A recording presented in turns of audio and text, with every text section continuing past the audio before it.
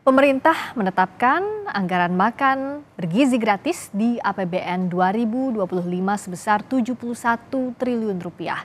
Apakah anggaran ini cukup dan akankah APBN mendatang tetap aman dengan adanya pos makan bergizi gratis ini? Kita bahas bersama Wakil Ketua TKN Prabowo Gibran Silvester Matutina dan Ekonom Indef Tauhid Ahmad. Selamat malam Pak Silvester, Pak Tauhid, semoga sehat. Sehat, selamat malam. Malam. Selamat malam, terima kasih sudah hadir. Saya ke Pak Silvester dulu. Kalau tadi kan dikatakan bahwa ini angka yang baik dan berjanji akan menjaga belanja berkualitas. Nah, bagaimana menjamin dan menjaga ini? Ya, jadi memang kita terus menyempurnakan ya untuk program bergizi gratis ini, yang mana terus kita pelajari, kita melakukan studi banding, dan tentunya kita berharap ketika tanggal 20 Oktober Presiden Prabowo dan Mas Gibran ini dilantik, program ini langsung segera jalan. Dan juga kita lagi menyiapkan Badan Gizi Nasional juga, yang tentunya di sini akan menjadi suatu pos lembaga tinggi negara yang akan menyatukan semua daripada kepentingan untuk agar program ini berjalan dengan baik. Jadi mengenai angka 71 triliun ini memang dari awal memang kita rencanakan bertahap ya, dan akhirnya Kementerian Keuangan termasuk juga dengan Bappenas disetujui, tinggal nanti Presiden Jokowi tentunya akan membawa RAPBN 2025 ini nanti tanggal 16 Agustus di DPR, dan kita berharap DPR menyetujui sehingga apa yang selama ini menjadi pesimis dari sebagian orang itu bisa kita intinya bahwa kita akan terus optimis bahwa program ini akan berjalan, bahwa postur anggaran ini sudah ada, tinggal kita secara teknis ya antara supply, distribusi, termasuk juga penerima dari manfaat program makan gratis ini. Ya Pak Silvester, untuk 71 triliun tahun pertama ini kan dianggap oke, disetujui. Nah tapi masih menunggu memang prosesnya di DPR, tapi sudahkah ada rencana teknisnya, detailnya untuk berapa orang misalnya di tahun pertama, di mana saja secara lebih rinci? Ya, yang kita terakhir ya, ini data kan masih berbeda-beda nih antara data di Kementerian Pendidikan, Kementerian Sosial, termasuk Kementerian Kesehatan. Tapi intinya itu yang kita inginkan itu 84 juta penerima manfaat ya. Terdiri dari ibu hamil, bayi, anak SD, TK, SMP, SMA, bahkan sampai pesantren. Tapi kembali lagi nanti kita lihat memang benar-benar mana yang lebih mendesak gitu loh. Jadi kita juga tidak mau akhirnya program ini menyasar kaum yang gizinya sudah cukup baik ya, terutama di perkotaan dan kota besar. Jadi intinya kembali lagi kita mencoba yang 3M yang terluar, ya kan, terasing dan terbelakang lah, itu yang di luar. Baik, jadi 84 juta penerima manfaat, ini tidak hanya siswa sekolah saja, tapi tadi juga ada ibu hamil, ada juga bayi begitu ya, tapi bertahap dilakukannya begitu ya Pak Silvester? Ya bertahap, kan nanti mudah-mudahan di 2026 kan Pak Prabowo juga menargetkan pertumbuhan ekonomi kita sampai 6-8%. Mudah-mudahan ini bisa terjadi sehingga anggarannya juga semakin besar sehingga makin banyak yang bisa disasar. Itu harapannya jika ada pertumbuhan ekonomi yang diharapkan 6-8%. Tapi bicara soal langkah awalnya, saya ke Pak Tauhid. Ini kan yang dijanjikan bahwa masih dalam range defisit APBN, yakni 2,29 sampai 2,82%. Nah Pak Tauhid melihatnya bagaimana untuk menjaga defisit APBN ini betul-betul dengan anggaran itu? Ya, yang pertama saya kira beberapa waktu lalu ya, kita sudah melihat usulan dari kementerian lembaga yang lain itu sudah dilakukan koreksi atau penyesuaian bahkan pengurangan ya dari usulan bahkan lebih rendah dibandingkan tahun 2023. Nah, ruang itu yang kemudian di-create sedemikian rupa agar terjadi ruang untuk program makan bergizi ini begitu ya. Jadi itu langkah yang saya kira ya itu dilakukan mau tidak mau, tetapi memang resikonya adalah program kementerian lembaga yang semua juga berkontribusi dalam mendorong pertumbuhan ekonomi itu akan berkurang ya, seperti halnya misalnya Kementerian BKPM atau investasi yang membutuhkan anggaran besar untuk mendorong pertumbuhan ekonomi, kemudian pekerjaan umum itu malah berkurang. Jadi ada risiko ketika anggaran ini juga dimunculkan. Yang kedua, kalau saya lihat dari KPPKF dengan apa yang disampaikan Bu Menteri, tampaknya ada upaya optimalisasi dari defisit ya.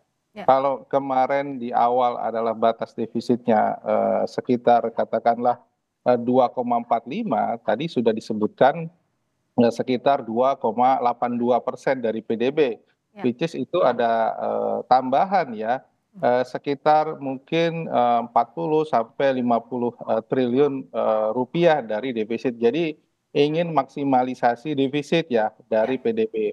Tapi resikonya nanti akumulasi daripada utang kita totalnya itu akan bertambah karena di tahun 2024 kita sudah berhasil di bawah 2,3% PDB, which is defisitnya itu sekitar 37 sampai 38%. Jadi kalau kita lebarkan defisitnya ke 2,82, maka total akumulasi utangnya itu yang akan menambah. Jadi ada risiko memang.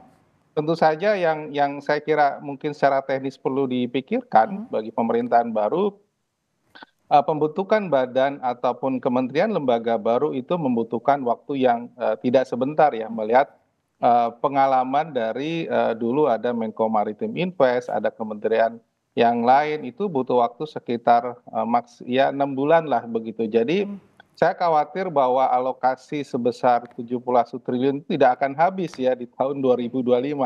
Itu yang pertama. Yang kedua ada leveling ya, anggaran 71 triliun kalau ditempatkan dalam satu badan nampaknya besar begitu ya, karena posisi badan itu sangat berbeda dengan posisi kementerian negara atau departemen begitu yang mengelola anggaran yang jauh lebih besar begitu. Biasanya kalau badan mengelola anggaran jauh lebih sedikit begitu. Saya kira ini yang harus dihadapi ya menjelang pelantikan dan desain daripada kementerian lembaga ke depan. Nah, ini menarik sekali kalau kita bedah satu persatu kita akan bahas.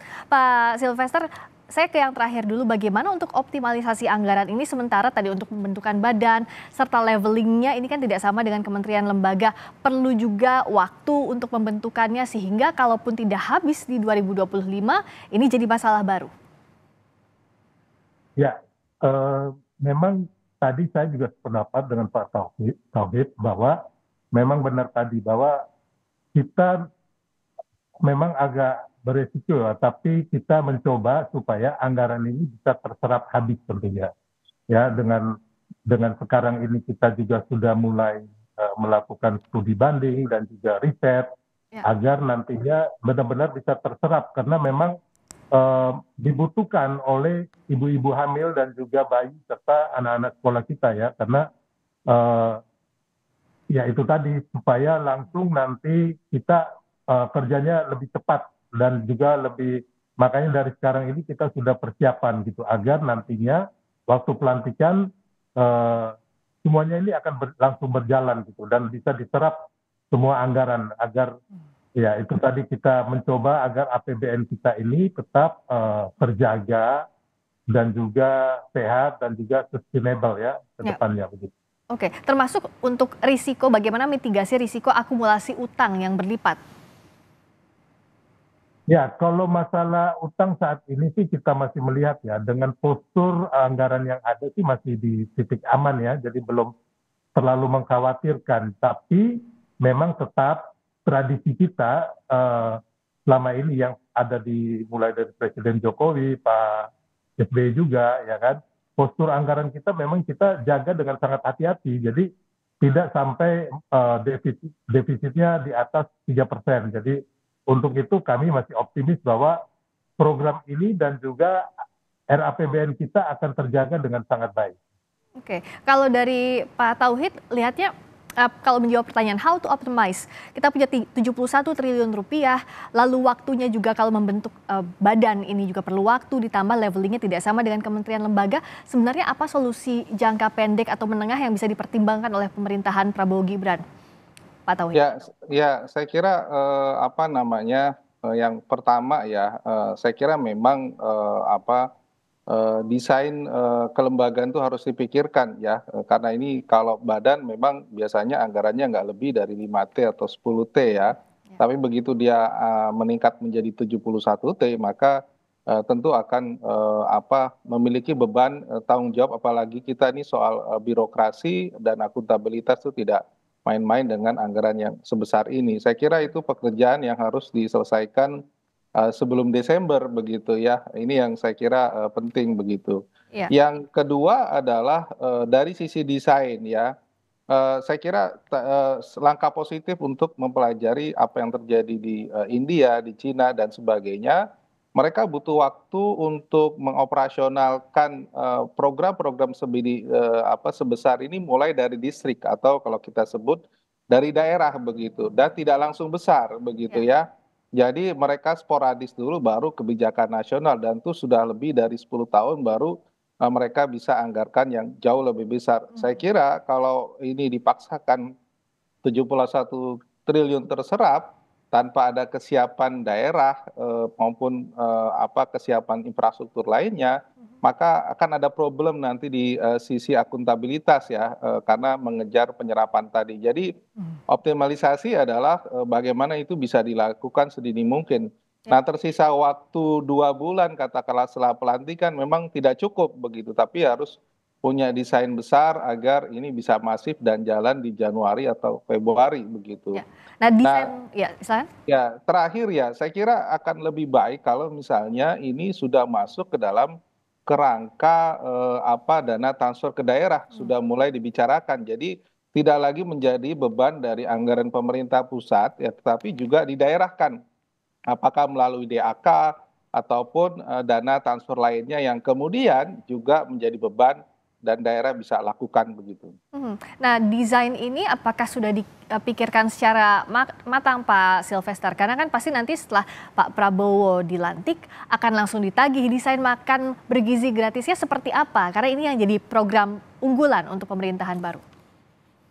Ya, sudah kita diskusikan dan kita rancang di tim sinkronisasi dan juga tim Dewan Pakar dari tim kampanye nasional. Intinya sudah kita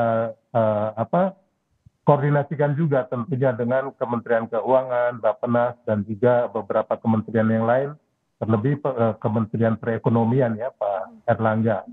Jadi intinya bahwa mudah-mudahan apa yang dirancang ini bisa optimal sehingga itu tadi masalah waktu yang harusnya adaptasinya seperti Pak Tauhid bilang 6 bulan, mungkin kita akan fresh bisa di 4 bulan biar intinya ketika di awal Januari sudah langsung bisa jalan dengan.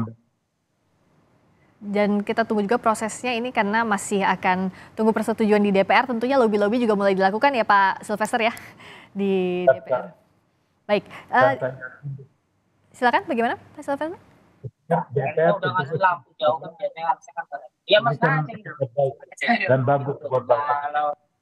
Baik, terima kasih Pak Silvester Matutina, terima kasih juga Pak Tauhid Ahmad yang jelas yang dititip agar anggaran ini kalaupun disetujui nantinya 71 triliun bisa dioptimalisasikan dan tanggung jawabnya juga bisa transparan untuk masyarakat sesuai dengan tujuan programnya. Terima kasih Pak Silvester, terima kasih Pak Tauhid. Terima kasih Pak Tauhid.